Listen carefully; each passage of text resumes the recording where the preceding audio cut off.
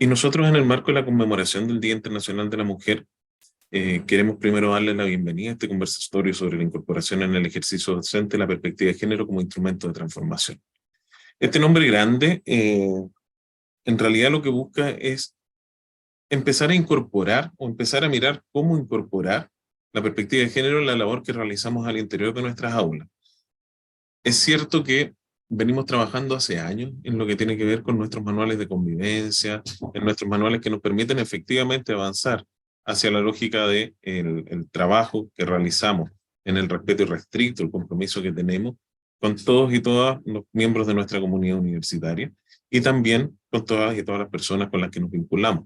En este sentido, la Vicerrectoría Académica, en conjunto con la Unidad de Derechos Humanos, y de implementación de la política contra el acoso y la discriminación sexual de la OMC, ha decidido, ha definido como un hito muy relevante el empezar a trabajar una capacitación desde nuestros docentes previo al ingreso de las clases regulares de este año, que nos permitan ir sensibilizando a la comunidad e ir incorporando las diversas perspectivas que permitan una instalación efectiva del enfoque de género en la docencia universitaria que realizamos en nuestra universidad.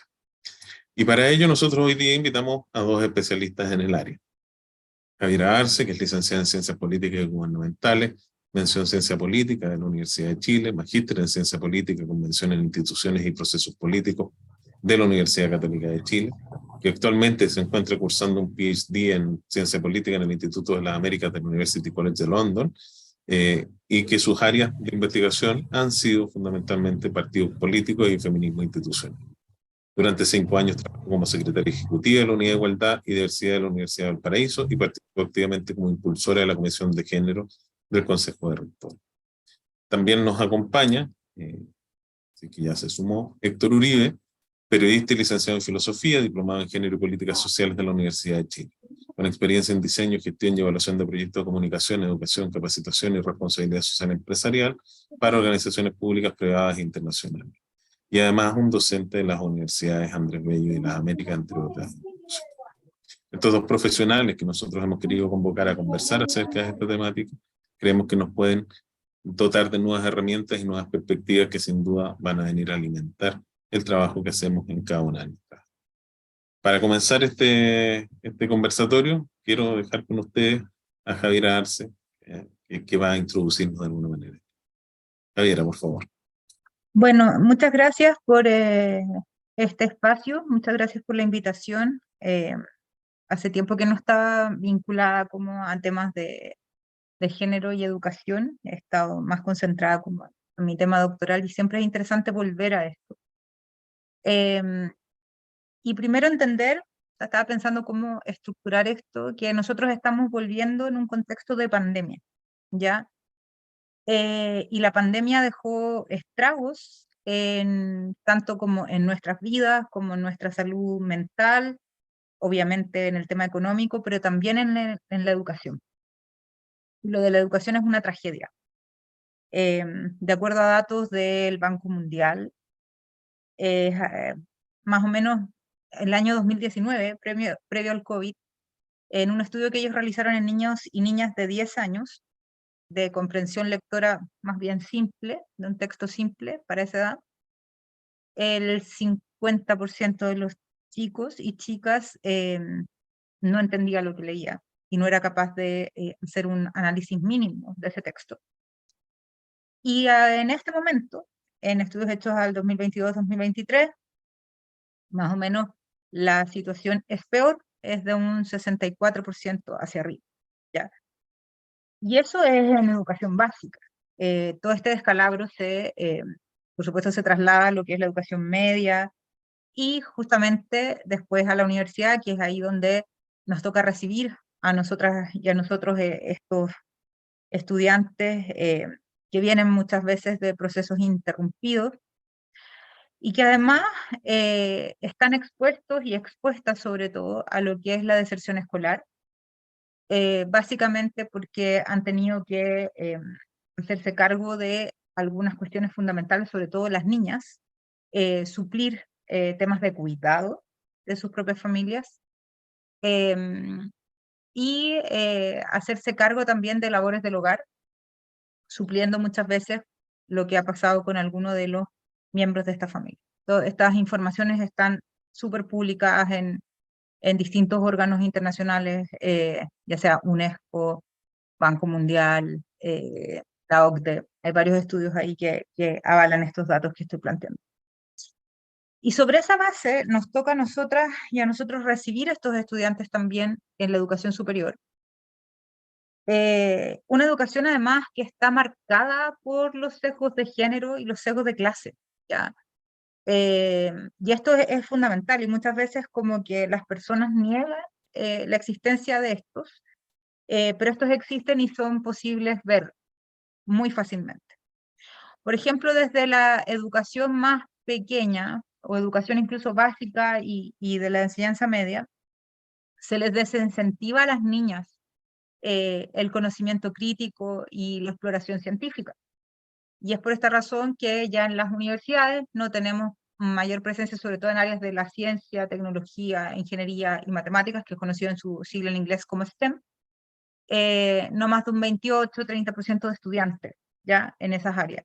Y ahí se subdividen en otras áreas que son mucho más, o sea, de ese mismo 30%, hay áreas donde hay prácticamente 0% de mujeres involucradas. Y por eso también tenemos la mayoría de las mujeres puestas en las áreas de educación, en las áreas, fíjese que en el área de medicina no es tan grande la brecha, pero sí hay mucha presencia o mucha más presencia en las áreas de nutrición, de obstetricia, que son como complementarias a la medicina propiamente tal, como carrera. Como se llaman como ciencias del cuidado. Y bueno, y dentro de estos mismos procesos, tanto en la educación media como en la educación universitaria, se van produciendo sesgos mucho más fuertes. Hay un estudio que hizo Alejandra Misala hace algunos años, donde ella va viendo en unos mellizos, no me acuerdo cómo se llaman, pero eran como mellizos que ella hizo un experimento, mellizos cigotos creo que se llaman, donde en efecto ella va midiendo su desempeño tanto en las pruebas CIMSE como también en la prueba de selección universitaria. Y en las pruebas CIMSE, los mellizos cigotos les iba, más o menos tenían rendimiento, y además eran de distintos sexos, era un hombre y una mujer. Y en las pruebas, por ejemplo, al segundo año, al cuarto, creo que hay cuarto año, octavo año, algo así, y segundo medio, las brechas no eran muy notorias. Pero ya cuando entraban en el proceso de selección universitaria, se generaba una brecha abismante entre mujeres. Y esto se explica por varios factores. El primero es que lo que se espera de las niñas siempre es mucho menos que es lo que se espera de los niños. Y es muy complejo porque los profesores se lo hacen saber y se los hacen notar debido a la falta de interacción que existe en clase. Las niñas reciben menos devolución e incluso menos, se podría decir como menos aprobación por parte del profesor, ¿ya? Y por otro lado, también los propios compañeros, y esto tiene que ver con la autoconfianza que tienen los propios estudiantes respecto de su de lo bien que les puede ir. Y a esto también se suman que los contenidos de los currículum muchas veces vienen con sesgos de género, y que estos después se ven mucho más fuertes cuando uno entra a la universidad. Y acá hay que tener harto cuidado, sobre todo empezar a darse cuenta en las faltas que uno puede llegar a cometer justamente en el ejercicio de la docencia. Por ejemplo, hace unos años atrás, en la Universidad de Valparaíso, donde yo trabajaba, una toma por un profesor que hacía, él explicaba en clase, él era un profesor de auditoría, de explicar la diferencia entre costo y gasto. Entonces decía, bueno, un costo es, por ejemplo, si usted conoce a una niña, le gusta, la invita a comer, la invita a bailar y si se queda con ella, es un costo. Y si no se queda con usted esa noche, es un gasto. La presencia de ese ejemplo es súper sexista, ¿ya? Y lo que hace es reproducir precisamente esto, como cosificar a las mujeres teniendo las posibilidades de tener otro tipo de ejemplo. Pero también hay otras materias que están intrínsecamente sesgadas, como por ejemplo el tema de los riesgos.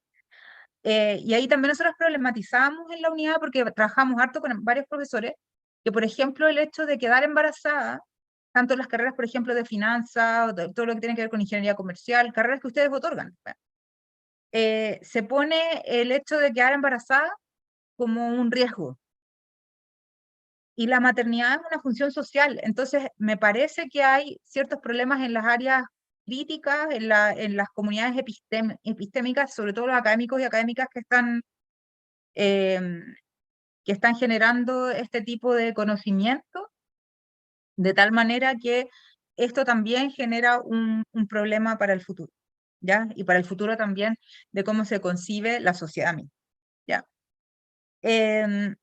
Ni decir el tema de lo que se produce además como en la relación o la interacción entre los estudiantes y dentro de tanto del aula como también afuera. Los niveles de violencia cada vez han ido aumentando también, y sobre eso hay que tener harto cuidado, porque nosotros también podemos hacernos parte de eso, y sobre todo por eso se estimula y se trabajó muy fuerte desde el Consejo de Rectores. Y también mm, tengo la impresión, yo no estoy acá desde el año pasado, entonces no tengo mucha idea, no estoy muy conectada respecto a las políticas que ha hecho el Ministerio de Educación, sobre todo la División de Educación Superior, donde en efecto se estimula tener estas oficinas de igualdad y sobre todo protocolos de actuación en caso de acoso sexual, eh, porque es importante que los ambientes educativos también estén libres de tanto de violencia de género como también de sesgos y de micromachismos que se van generando en las aulas. No tanto a veces entre la relación entre profesor-alumno, pero sí muchas veces entre los propios estudiantes. Y todo eso puede constituir problemas muy graves en relación a lo que puede pasar, y esto también se reproduce ya a los niveles más fuertes de la jerarquía, donde hay pocas mujeres académicas. La mayoría de las mujeres que son académicas les cuesta muchísimo entrar, les cuesta muchísimo avanzar en la carrera académica, porque también, al igual que en la empresa privada, al igual que en varios o sea, lo que ocurre en la sociedad ocurre adentro de las universidades. El tema de las maternidades generan retrasos también en las carreras académicas, pero también se produce una especie como de división sexual del trabajo académico, donde a los hombres siempre están dirigiendo y las mujeres estamos gestionando, ¿ya? Y sobre todo haciéndonos cargos de la planificación, de los estudiantes, etcétera, mientras los académicos están pensando, están publicando, están produciendo, y eso también genera impactos muy fuertes en las mismas carreras, en cuanto ganan y en cuanto se demoran las mujeres también en subir en jerarquía dentro de las propias universidades. Entonces, cuando nosotros hablamos de esta transformación, eh, no quiere decir que tengamos como una competencia contra los hombres o tengamos que avanzar hasta exterminarlo. Esto es totalmente errado, es una idea bastante errada de lo que es el conocimiento. El conocimiento lo que se requiere es diversificarlo. Y para ello tenemos una serie de países que nos han generado ejemplos muy interesantes respecto de la competitividad y la diversidad misma en sus procesos de toma de decisiones. Y uno de ellos es Japón. Japón tiene los avances tecnológicos más interesantes que podemos ver en la actualidad. Y la mayoría de sus equipos de trabajo son equipos no solo mixtos entre hombres y mujeres, sino que también interraciales e interedades. Entonces, si se fijan, cada uno de los aparatos electrónicos que nosotros ocupamos son bastante amigables. Y es precisamente porque cada equipo que construye este aparato, por ejemplo, es diverso. Entonces tiene distintas facilidades y distintas formas de usarlo de tal manera que sea muy amigable, ¿ya? Pero esto también tiene repercusiones muy fuertes en áreas científicas y sobre todo en áreas que nos afectan como la salud. Hace unos años atrás también estábamos en un laboratorio en el Centro de Neurociencias de la universidad, Y estábamos conversando con los académicos en ese momento porque la mayoría de la experimentación animal se hace en ratoncitos, por ejemplo, machos, y no en ratoncitas hembras, ¿ya? Entonces, en ese sentido, las ratoncitas hembras no las ocupan, no porque tienen en realidad, ya tienen como control o tienen el tema como estadístico mucho más controlado en esas muestras, ¿ya? De los ratoncitos machos. Pero el problema de eso es que los síntomas, por ejemplo, de un infarto, se asumían hace algún tiempo que los nuestros eran los mismos que los de los hombres, y son distintos, ¿ya? Y lo mismo ocurre, por ejemplo, en los temas de los cinturones de seguridad de los autos, que había un problema, que se empezaron a dar cuenta que los cuerpos de las mujeres salían eyectados del auto, y se dieron cuenta después cuando estaban experimentando que los cuerpos sobre los cuales se experimentaban en los autos eran cuerpos masculinos y muchos de los cinturones de seguridad no estaban adaptados para los cuerpos de mujeres. Entonces, esto es una cuestión muy es reciente, es una cuestión interesante, hay líneas de trabajo que son muy innovadoras y que nos invitan también a pensar y a repensar el conocimiento desde una perspectiva de transformación. Y hay problemas sociales que se pueden tratar y que es necesario y menester tratar desde esta otra perspectiva. Y con esta última anécdota cierro mi presentación para que vean que esto se puede hacer. Yo bueno, dirigí tesis antes de venirme y una de las tesistas que tuve era una profesora de educación física que estaba haciendo un magíster en gobierno y gestión. Y uno de los desafíos que le hice hacer fue analizar el programa Elige Vida Sana, que es distinto al Elegir Vivir Sano, y cómo se aplicaba en el sector primario de salud. ¿Por qué? Porque en Chile las mujeres somos las que tenemos mayor sobrepeso y obesidad que los hombres. Y si uno analiza bien en qué capas de la sociedad están situadas las mujeres más gordas y con mayor sobrepeso y obesidad de la población, están situadas en los sectores de bajos ingresos económicos, ¿ya? Entonces, el problema que había que analizar era cómo atacábamos o generábamos una política para prevenir y tratar ya los niveles de obesidad presentes en las mujeres. Y empezamos a darnos cuenta que en efecto estos programas estaban diseñados muy para que las mujeres gastaran mucha plata en comida, en vez de promover, por ejemplo, el consumo en las ferias libres, pero nunca tuvieron en cuenta, porque siempre le dicen, ya haga ejercicio, pero el hacer ejercicio implica que tienes que tener tiempo. Y las mujeres lo que menos tenemos es tiempo, porque siempre tenemos labores de cuidado que hacer. Entonces, al momento de evaluar, empezamos a mirar los factores que impedían que este programa fuera lo suficientemente exitoso. Y además del tiempo de hacer ejercicio, también nos encontramos con que las ciudades no estaban adaptadas de una manera segura para que las mujeres pudieran hacer deporte, por ejemplo, en la ciudad de Viña del Mar, y que no se expusieran a algún asalto, a que les pasara algo con su cuerpo, en realidad algo físico, y eso también desincentivaba precisamente que las mujeres pudieran hacer un goce y un uso de la ciudad también como elemento de entorno para poder hacer deporte. Así es que la invitación es súper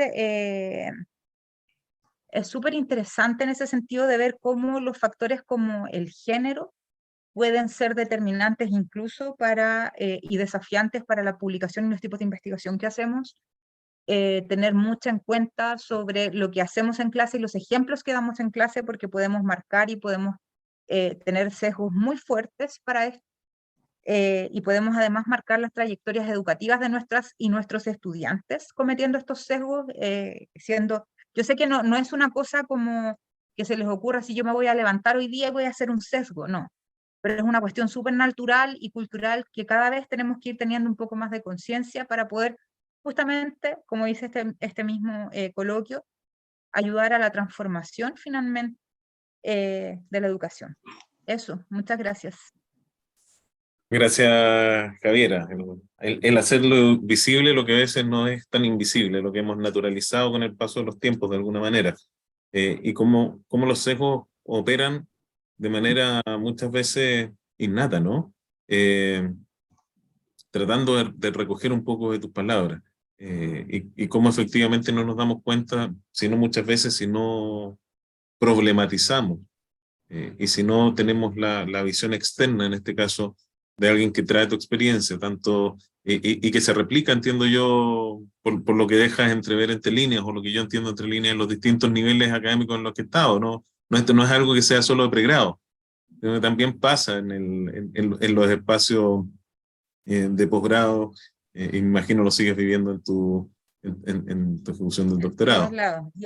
Y lo peor de todo es que pasa en todo el mundo. O sea, si quieren, yo les puedo enviar toneladas, pero hay una tonelada de evidencia científica de lo que yo estoy diciendo. O sea, estudié en Estados Unidos, en Inglaterra, en Alemania, en donde sea. De hecho, hicimos nosotros nuestro propio estudio en la Universidad de Valparaíso también. Y hay un montón de evidencia y están trabajando en distintas áreas, desde las ciencias más duras, desde las ciencias más sociales, se podría decir, desde las ¿Mm? áreas artísticas. Entonces hay una evidencia tremenda. Y claro, o sea, nosotros en mi instituto somos menos mujeres también, porque siempre se espera como lo que decimos como la genialidad siempre de los hombres, pero además en los cursos de doctorado la gente que se vienen más hombres que mujeres, porque nosotras no nos venimos casadas.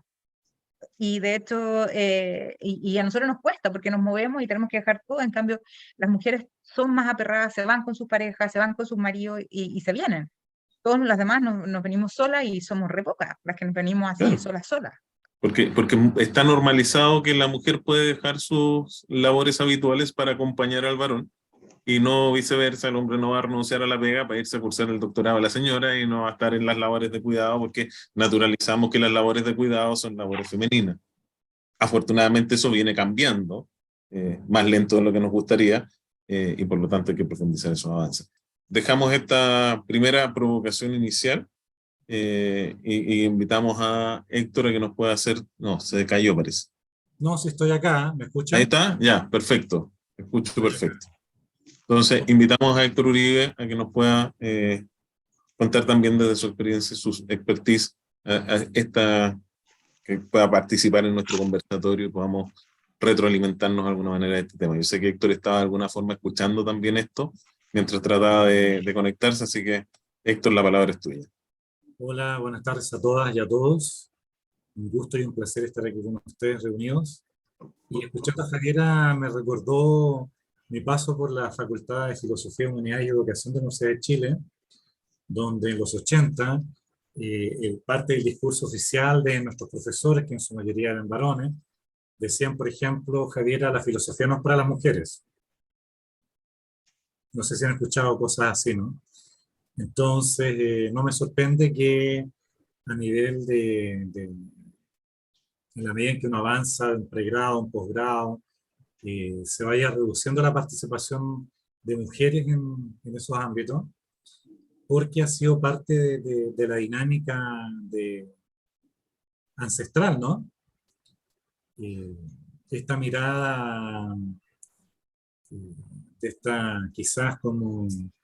Bueno, había un filósofo, fíjate que mientras escuchaba esto que decía Adrián, de que claro, la mujer acompaña al varón, pero es raro que el varón acompañe a las mujeres, ¿no? Porque desde Hegel se habla de esto de ser para sí y de ser para los otros. Nos estamos metiendo en el tema de ya, como teórico de género, antes de meternos en el tema, bueno, eso incide obviamente en las prácticas docentes y, y a veces constituye una barrera en la implementación de una transversalización del enfoque de género en todas las etapas, no en todas las fases. Pero claro, Hegel decía de que el hombre, el varón, vamos a decir el varón, para no hablar de hombre ni con mayúscula ni con minúscula, es un ser para sí, por lo tanto autónomo, independiente, etcétera, y la mujer es un ser para los otros.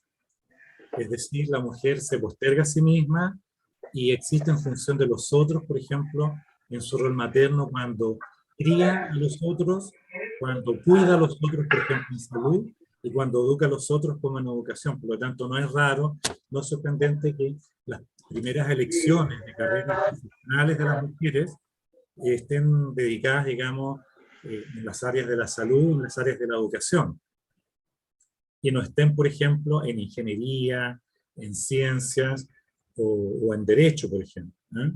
Eso, claro, ha ido cambiando en las últimas décadas, pero me pareció interesante lo que aplicó, por ejemplo, el Ministerio de Educación, inspirado un poco por esta propuesta de la UNESCO. No sé si lo habrán comentado, Javier, antes en la presentación de Javier, pero la UNESCO tiene toda una propuesta, por ejemplo, de desarrollo y de incorporación de la mujer a lo que es la ciencia y la educación de las matemáticas, entre otras cosas.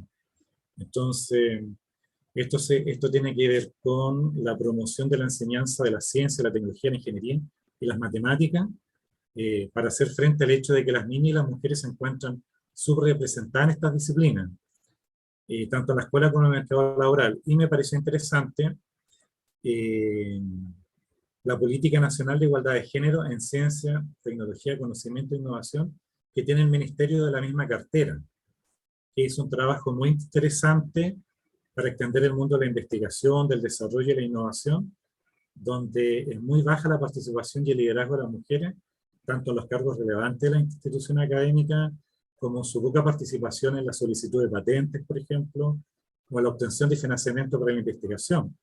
De hecho, en mi paso por el CERNAM, no aparecía ahí un poco en mi presentación, pero además de licenciado en filosofía, soy periodista, y como periodista trabajé en el Servicio Nacional de la Mujer cuando todavía no era ministerio. Y una de las cosas que se veían en ese momento era la dificultad que tenían las mujeres para participar, por ejemplo, en congresos mundiales, porque normalmente en los congresos no se contemplaba el cuidado infantil. Entonces, normalmente la mujer, si tiene hijos, tiene hijas, su problema es, bueno, ¿con quién los dejo? ¿Quién me los cuida? Ah, no tengo quien me los cuide, entonces, pucha, no puedo viajar. Entonces eso restringe un poco el acceso, ¿no es cierto?, a la participación en este tipo de eventos. No sé si lo habían visto. ¿Se No, escucha? no directamente. Ya, perfecto. Bueno, no sé si las mujeres presentes, no sé cuántas mujeres habrá presentes acá, tengo a Rocío Rifo, Camila Peñalosa, no sé si le ha tocado observar esto, vivir esto.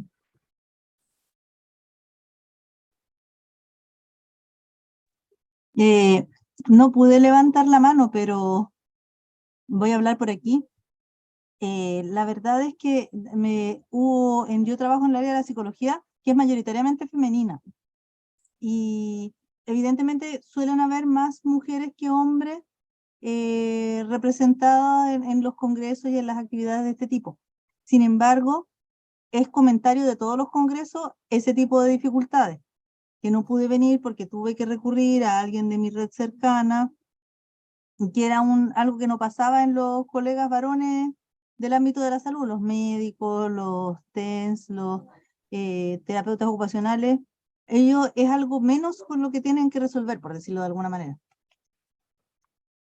Exacto, eso es así. Entonces, eso es otro reflejo de la brecha que sigue pendiente, que hay que resolver, porque a pesar de todos los compromisos gubernamentales que vienen desde la ratificación del Estado chileno de la CEDAW, de la Convención para la Eliminación de todas las formas de discriminación hacia la mujer, entonces son las barreras que existen para promocionar la igualdad y la incorporación de la perspectiva de género, tanto la formación inicial docente, que puede estar ausente en algunos planes de estudio, algunas casas o instituciones de educación superior, técnica o profesional, o del ideario de las facultades de educación en general, ¿no?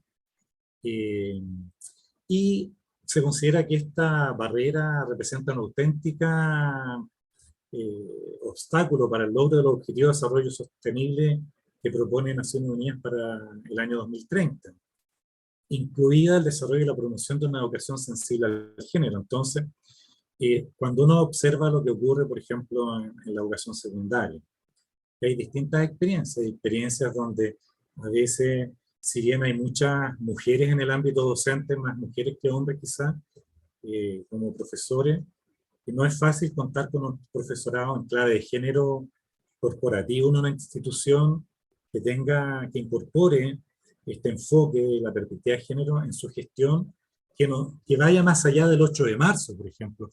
Ayer fue un día importante en Chile y en el mundo, ¿verdad? Donde las mujeres se reunieron, hace tiempo están pidiendo que los hombres no las acompañen. Entonces, pero muchas escuelas, así como muchos municipios a nivel de gobierno local, siguen pensando que esto del enfoque de género tiene que ver con el 8 de marzo, cuando en realidad debería ser parte de la gestión del 1 de enero al 31 de diciembre.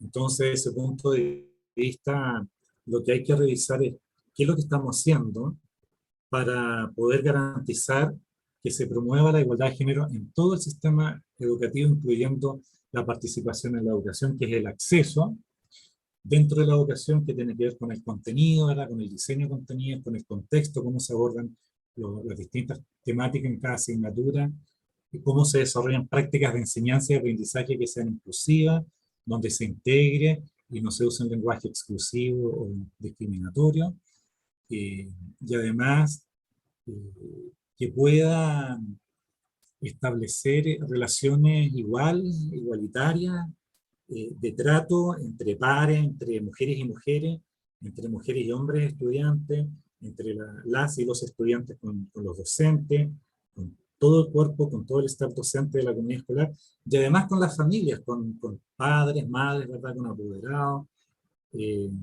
para que los resultados del aprendizaje puedan entonces ofrecer igualdad de oportunidades para la vida y para el trabajo para hombres y mujeres, de manera de poder fortalecer y consolidar la democracia y también garantizar un poco el desarrollo. Entonces, ese es como el poder transformador que tiene la educación, de crear un mundo que sea más justo, más próspero y más inclusivo.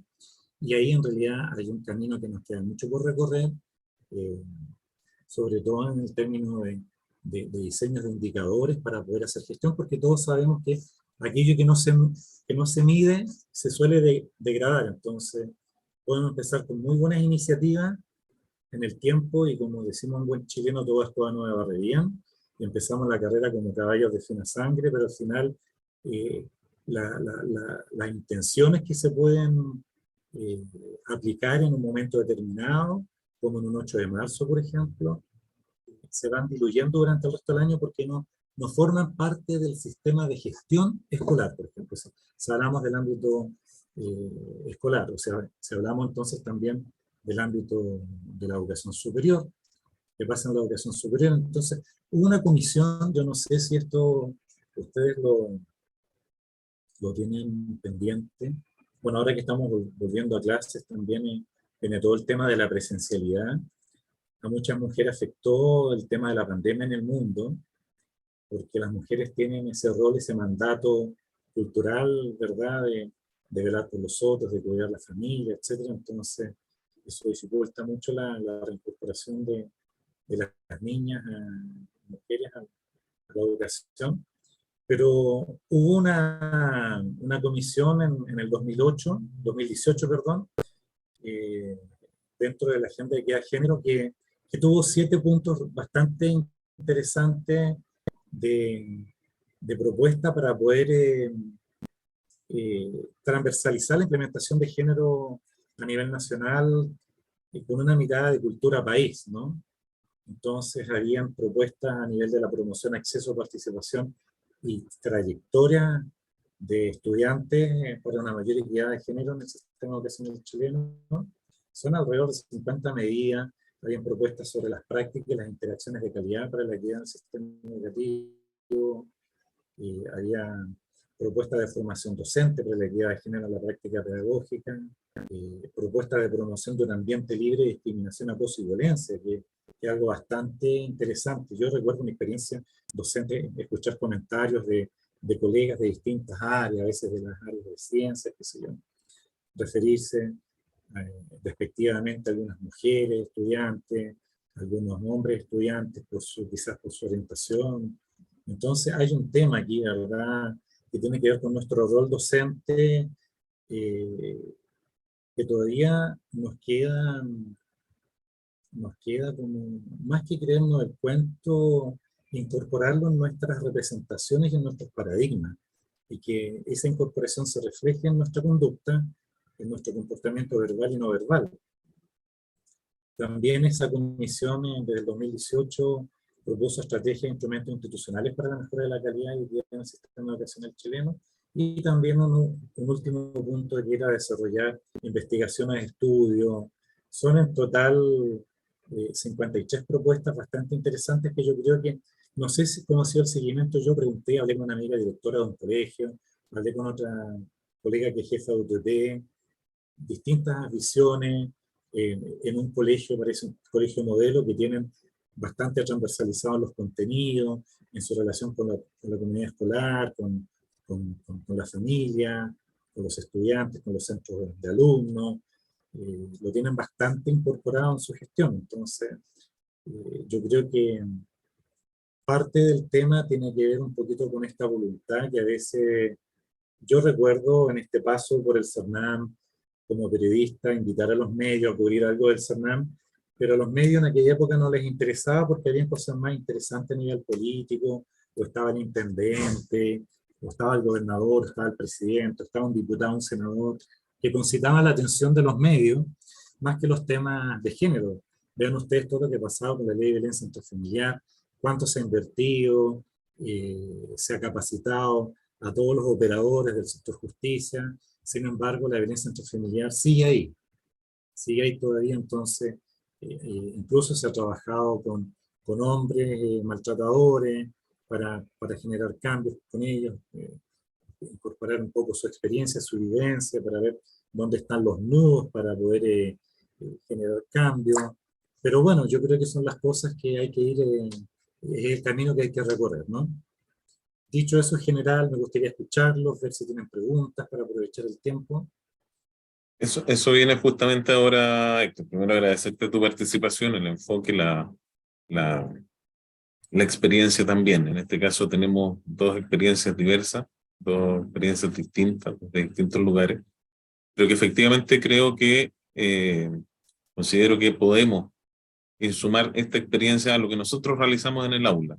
Creo que en ese sentido, lo que tú nos planteas en términos de este camino a recorrer, conversa muy naturalmente con lo que nos planteaba Javiera en términos de problematizarnos, ¿no? Y en esa labor docente, en esa labor de vida universitaria, donde el pensamiento crítico, la reflexión continua está, efectivamente queremos invitar a nuestros docentes a participar y presentar preguntas o que también pongan algunos de estos temas que nos permitan problematizar a través de la experiencia que tienes tanto tú, Héctor, como la que tiene Javiera en cada uno de sus ámbitos de desempeño, en cada uno de sus experticias, de tal manera de abordarlo e integrar en la ejecución de nuestra docencia, en el aula fundamentalmente, esta perspectiva que sin lugar a dudas no solo es importante, sino que es necesaria. Me faltó decir una breve cosa sobre todo del ejercicio docente.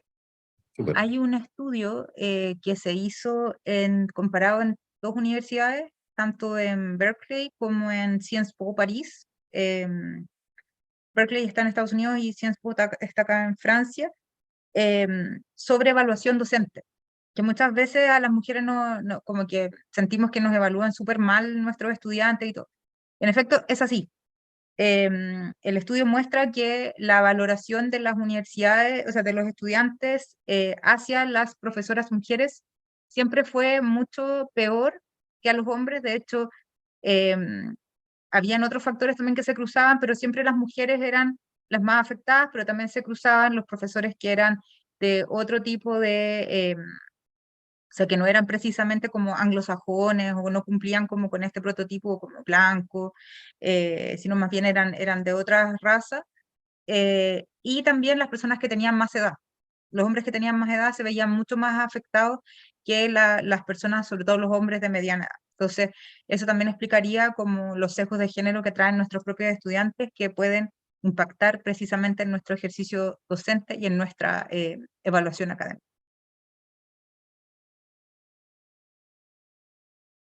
Gracias, Javiera. Súper importante lo que nos plantea. Abramos las preguntas, ¿no?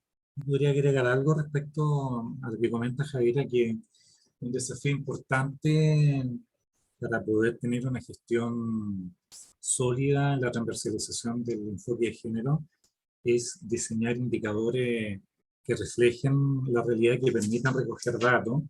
Y en ese sentido también es importante revisar el diseño de los instrumentos que usamos para medir y para evaluar, por ejemplo, porque en esos instrumentos también a veces se refleja un poquito los sesgos, la mirada de quién los diseña, cómo los diseña, y a veces puede ser porque o la gente no sabe cómo diseñarlo, o a veces puede ser un problema de voluntad, ¿no?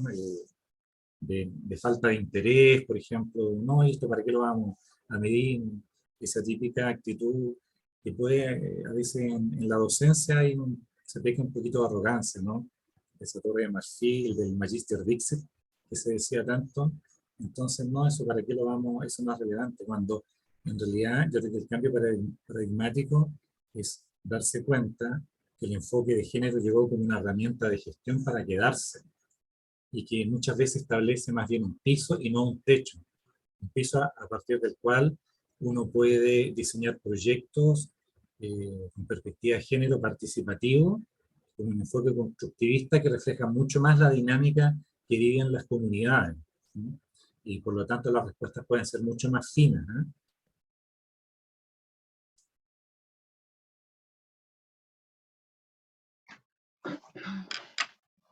¿Y cuál es el rol que tenemos ahí, desde la perspectiva del docente? ¿Cómo abordar esta situación? ¿Cómo hacer patente aquello que hemos naturalizado, invisibilizado, más allá del tema también de la evaluación, que tendrá que ir cambiando, que tendrá que ir avanzando? ¿Cómo efectivamente llevamos esto del discurso, que probablemente todos nos hemos ido aprendiendo, todos hemos ido construyendo en respuesta a las modificaciones normativas y otros, a la práctica docente efectiva, al ejercicio docente en el aula con nuestras y nuestros estudiantes? Ya, gracias. No sé si se escucha. Ya, es solo para dar un dato histórico, que sería bueno escuchar la opinión de Héctor, que parece que tiene algún análisis sobre el punto. El dato histórico es el siguiente: yo que soy más o menos de algunas décadas pasadas, no tantas como las que ustedes suponen, ni tan pocas como las que yo pretendo. La primera mujer que ocupó un cargo público de importancia en Chile fue con el gobierno de Jorge Alessandri, por allá por los 60. Fue Milka Casanegra, director del Servicio de Impuestos Internos, una mujer muy inteligente, muy competente. Casi nadie discutió que fuera creo que la primera mujer que ocupó un cargo público. Después fue Mercedes Esguerra con el gobierno de Eduardo Frei Montalva, que fue directora del Servicio Social. De Allende no me acuerdo de ninguna ministro de Estado, pero la primera mujer ministro de Estado sí que me recuerdo fue Mónica Madariaga en el gobierno de Pinochet. Después ya aparecieron más, pero se ve una evolución lenta, como pocas mujeres en 2 decenios, se ve pocas mujeres. Y otro dato estadístico, en ingeniería comercial, en la carrera que yo estudié, cuando entramos en primer año, éramos 45 en el cupo, claro. Y habían 4 mujeres, o 3 o 4 mujeres, no habían más. Y me acuerdo que había un curso que había una mujer y yo no había ninguna. Hoy día es más distinto, ya está más equiparado.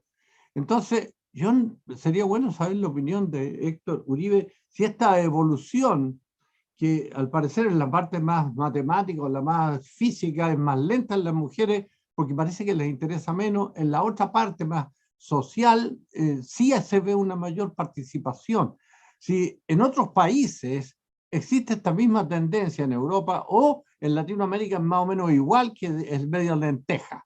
Esa es la pregunta. Gracias de antemano.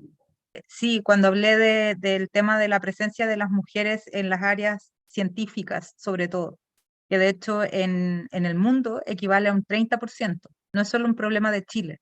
Y de hecho la ingeniería comercial es como la ingeniería donde más mujeres hay, porque las otras ingenierías, por ejemplo, las más fuertes, que es ingeniería en minas, ingeniería mecánica, ingeniería eléctrica, ingeniería civil, la presencia de mujeres es mucho más pequeña.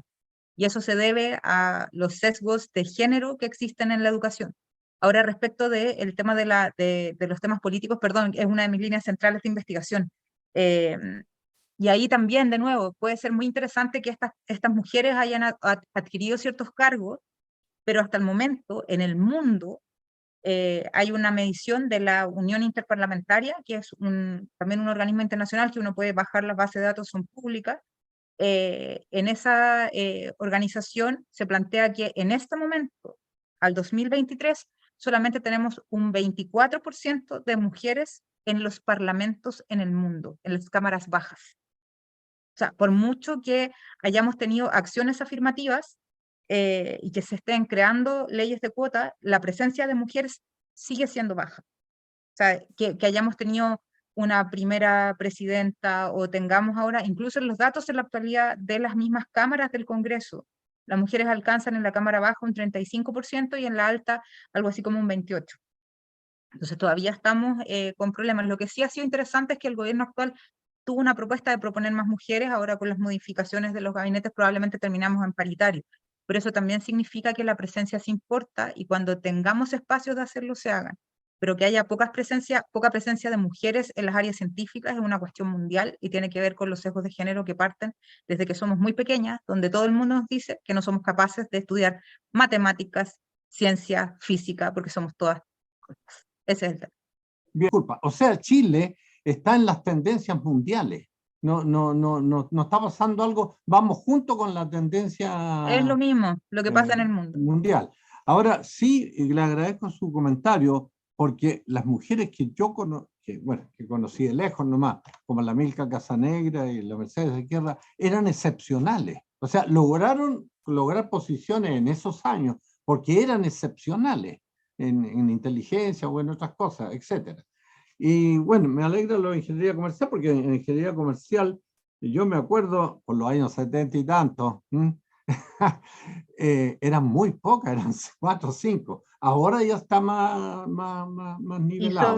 sobre el tema de la excepcionalidad, perdón, creo que en ese momento eran excepcionales porque se pudieron ver, pero estoy segura que había otras mujeres tan o más excepcionales que no fueron vistas en ese momento.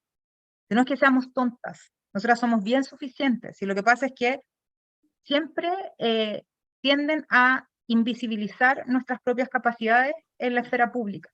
Entonces ahí hay que tener harto cuidado, eso pasa también hasta ahora, en todas las áreas, siempre va a haber un hombre mucho mejor que nosotros. De hecho, nosotras como a nivel, yo diría a nivel mundial, creamos una red que se llama Red de Politólogas, que engloba toda la red, estamos tratando de involucrar a todas las mujeres del mundo que somos académicas y que hacemos algún tipo de estudio de América Latina.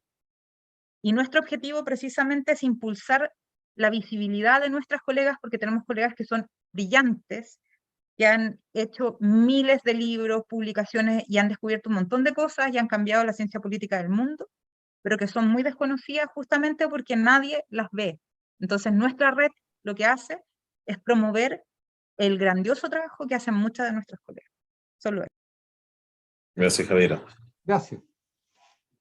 Bueno, ese es un aporte, ¿se me escucha? Ese es un aporte de los estudios de género y el enfoque de género, poder, ¿no es cierto?, develar lo que menciona Javiera, de que la mujer ha estado siempre presente, pero siempre ha sido invisibilizada. Hay películas que lo han mostrado. Camille Claudel, por ejemplo, la pareja de Rodin. Hace poco hay una película de Hollywood que en cierta forma homenajea a las mujeres que estuvieron en la NASA y que contribuyeron, por ejemplo, al desarrollo de la investigación, ¿no es cierto?, aeronáutica y espacial. Pero fíjense que esto es tan así, yo tengo unas preguntas que les quiero plantear en algún momento, que no es necesario ir a la década del 50 o de Freire, de Allende, con la participación de mujeres. Las mujeres están conscientes de sus capacidades hace mucho tiempo, pero no tenían permiso, porque su mandato sociocultural supuestamente no se los permitía. Entonces, hay una historia de unas mujeres en San Felipe, en el siglo XIX, que vienen las elecciones presidenciales, y ellas fueron a votar. Entonces, los varones que estaban ahí en la mesa le dijeron, no, ustedes no pueden votar. Le dijeron, ¿por qué no? Si cumplimos con los requisitos. ¿Cuáles eran los requisitos para votar? Ser chileno, ser mayor de edad y saber leer y escribir. Le dijeron a la mujer, nosotros cumplimos con los requisitos. Ah, pero ustedes son mujeres. Entonces, muchas veces, por el solo hecho de ser mujer, a las mujeres se les ha denegado, ¿no es cierto?, el acceso y el derecho a la participación en los distintos ámbitos de la sociedad, ¿verdad?, y del desarrollo, y se le ha restringido su desarrollo al ámbito de la familia. Y por ahí entonces, cuando hablábamos de la participación de mujeres en congreso, etcétera, y nos damos cuenta que las mujeres tienen esa dificultad, a diferencia de los hombres, médicos, ingenieros, abogados que van a congreso, es porque entonces en la pareja, en la familia, no se ha tomado conciencia que existen lo que se llaman responsabilidades familiares y domésticas compartidas. Y ese es un tema que hay que trabajarlo con la familia, y que la educación y la labor docente puede contribuir en ello. Entonces, 25 millones de niños que están sin escolarizar, y las mujeres siguen representando casi 2/3 de los adultos que no saben leer. Entonces, si bien se ha conseguido una igualdad formal, estamos muy lejos de una igualdad real. Porque en Chile, por ejemplo, hay un informe de la Comunidad Mujer del año 2016 que se llama Género, Educación y Trabajo, donde en realidad se reconoce que en Chile, en el ámbito de la educación, los retos son de segunda generación. Porque en Chile la alfabetización, la matrícula y los años de escolaridad ya son un asunto bastante paritario.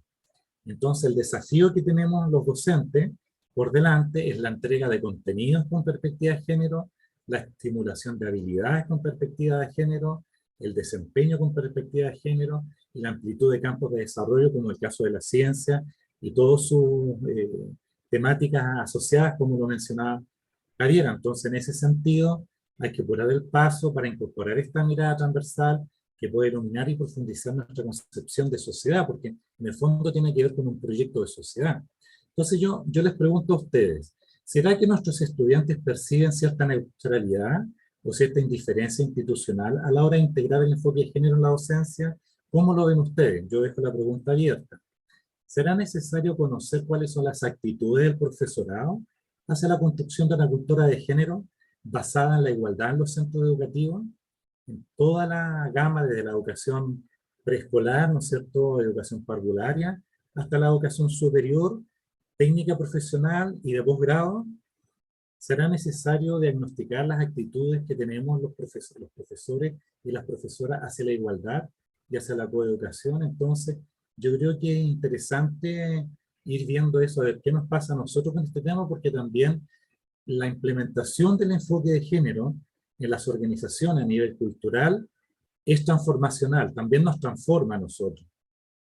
Y eso no ocurre a todos. Yo cuando hice mi diplomado en género en la Universidad de Chile, me acuerdo que había una cumbre acá mundial, y yo, inocentemente, era mucho más joven, pero tenía obviamente todos los paradigmas del patriarcado instalados acá en mi mente, ¿verdad?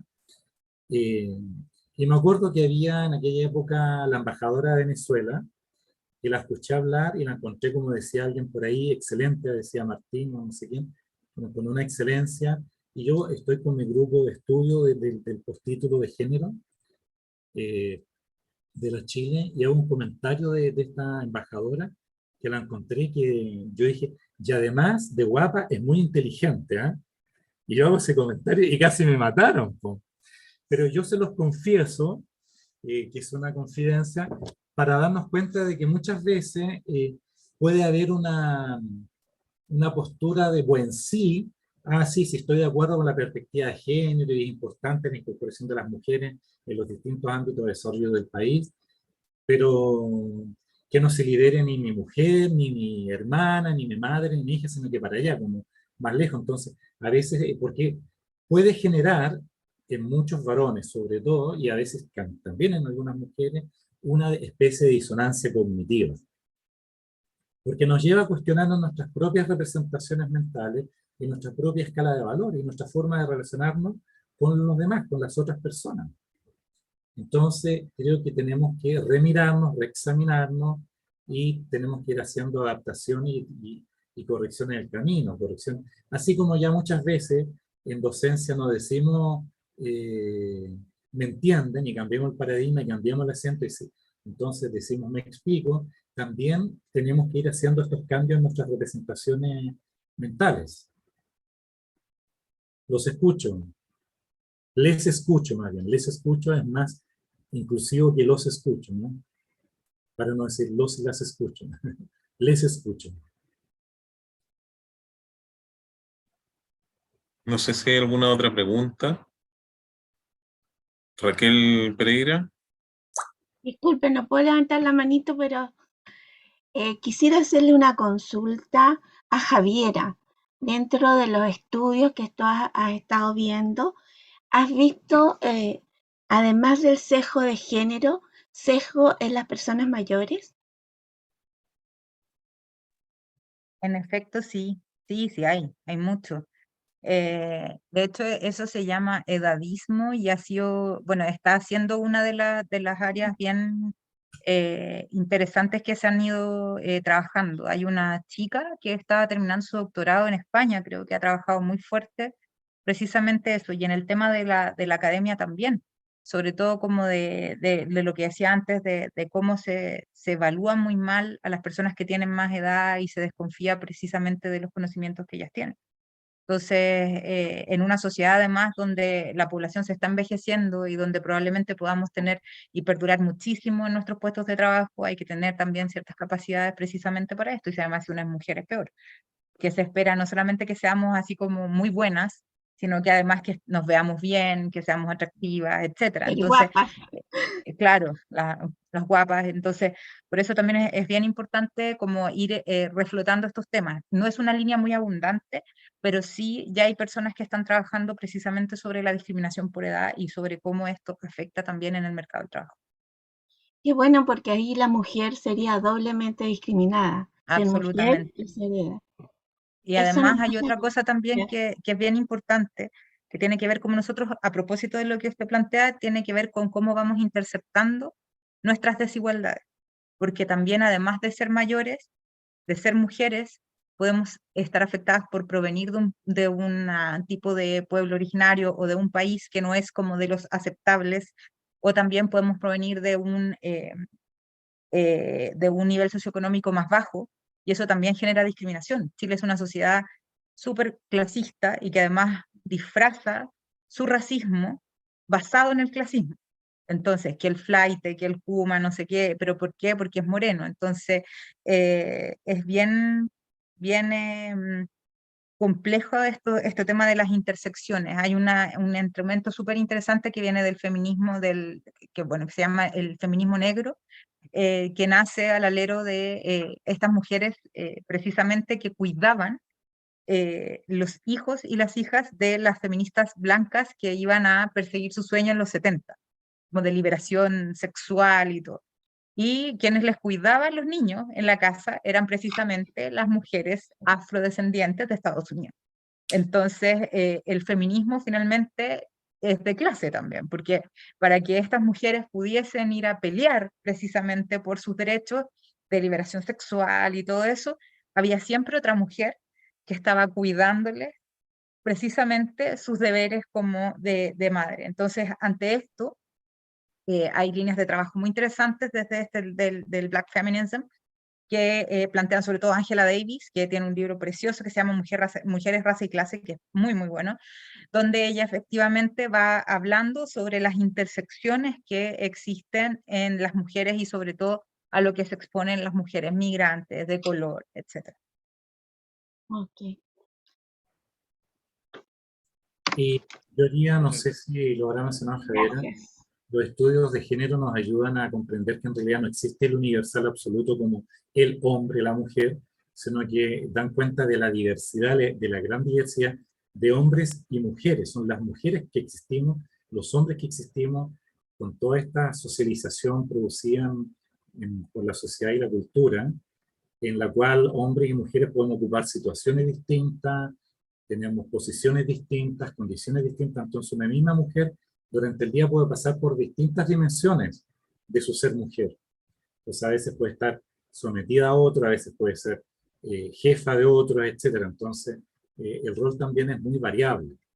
Lo importante es darnos cuenta, yo hice mi tesis de filosofía en la Chile, la primera tesis de masculinidad, de que en el caso de los hombres, por ejemplo, que veo aquí bastante hombres, varones, docentes, reflexionamos también sobre nuestro ser hombre, nuestra masculinidad, que en realidad en el siglo XXI ya no tiene nada que ver con colonial, ni del siglo XX ni del siglo XIX. O sea, el rol del hombre y de los hombres ha cambiado, pero significativamente durante el siglo XX, donde emergió la infancia, que antes ni siquiera existía el concepto de infancia, están los derechos de la mujer, los derechos de la infancia, los derechos de los discapacitados, los derechos de los adultos mayores. Entonces, ese rol del hombre proveedor ya no es tal tampoco.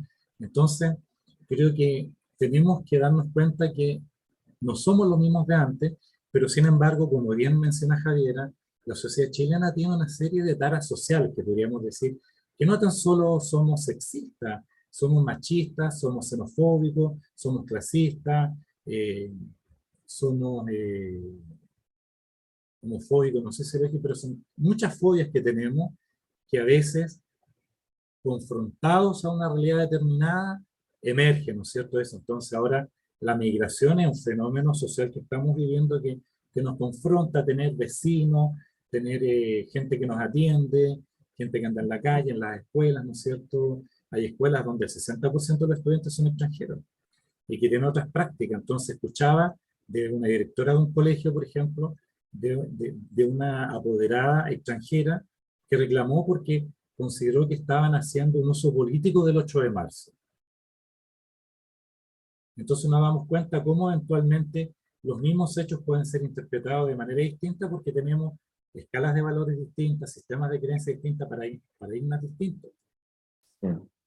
Así es. En este sentido, como siempre suele suceder, los tiempos que nos damos para esto son pocos. Entendemos que uno de nuestros conferencistas tiene que retirarse prontamente, entonces quisiera invitar a Javier, que se tiene que retirar también para ir cerrando el tema. También, tal como acaba de hacer Héctor, de tener un pequeño cierre, sobre el cual solo haré un comentario, Héctor. Es cierto, hoy día tenemos derechos de la mujer. Sin embargo, en el momento en que salen los derechos universales del hombre, inmediatamente sale este texto maravilloso de la vindicación de los derechos de la mujer y nos demoramos casi 100 años en que efectivamente los tuviéramos como tal. Javiera, unas últimas palabras para ya ir cerrando el... Sí, lamentablemente me tengo que ir al aeropuerto porque me tengo que ir de viaje ahora, así que les agradezco mucho la invitación. Estos temas son bien interesantes y creo que hay mucho por hacer, sobre todo si se quiere como avanzar a tener una transformación en la educación y ocupar esto. O sea, las aulas son muy importantes, son muy poderosas y son tan poderosas que nosotros podemos transformar esto en algo mejor o dañar y afectar para siempre las trayectorias de nuestros estudiantes. Entonces, eso me gustaría transmitirle. O sea, hay cuestiones muy complejas que pueden ocurrir en este proceso y hay que tener mucha conciencia de los conocimientos que se están entregando. Ojalá tratar de, esto va a sonar como de perogrullo, pero tratar de buscar mujeres también en nuestra literatura que nosotros les ofrecemos a nuestros estudiantes. Las bibliografías tienen que contener mujeres, no solamente tenemos que estar citando hombres, y no porque sean mejores o porque, sino que además pueden presentar distintos puntos de vista también, y atreverse a innovar en muchos de estos conocimientos. Hay, por ejemplo, en el área de la economía, hay trabajos interesantísimos de mujeres que han hecho trabajos sobre economía del cuidado y cómo también han ocupado los mismos modelos de regresión, modelos matemáticos súper interesantes para analizar cuánto equivale el trabajo del cuidado en el PIB, por ejemplo, nacional. Hay datos incluso que están validados ya por el Banco Central de Chile, donde uno los puede encontrar. Entonces, hay mucha información, el tema del uso del tiempo, hay un montón de temas metodológicos también y encuestas y cosas hechas de muy buena calidad, de alta calidad. Yo tuve la oportunidad de estar en Estados Unidos hace unos años atrás en una beca que me gané para un curso que me invitó la misma embajada.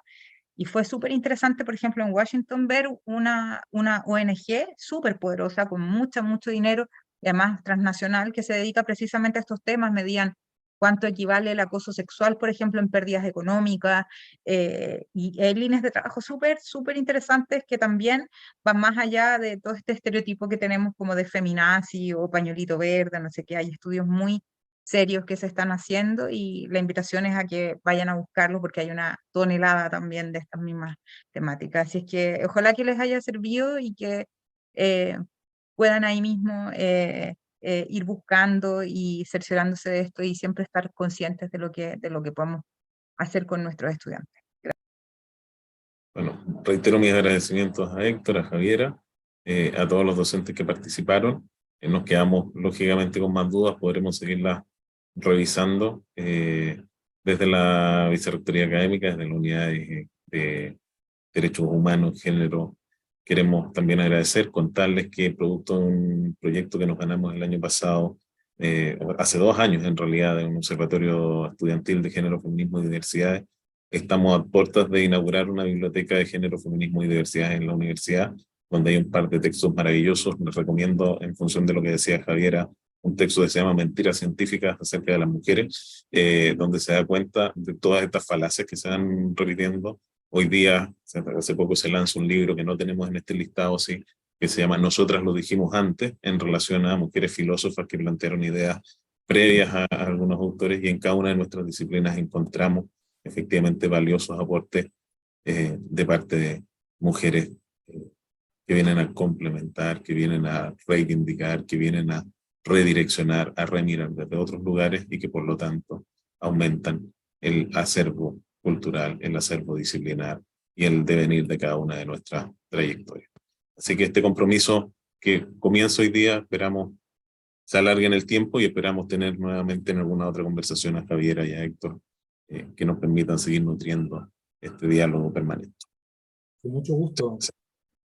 Mucho éxito en este proceso, Adrián. Hasta luego, gracias.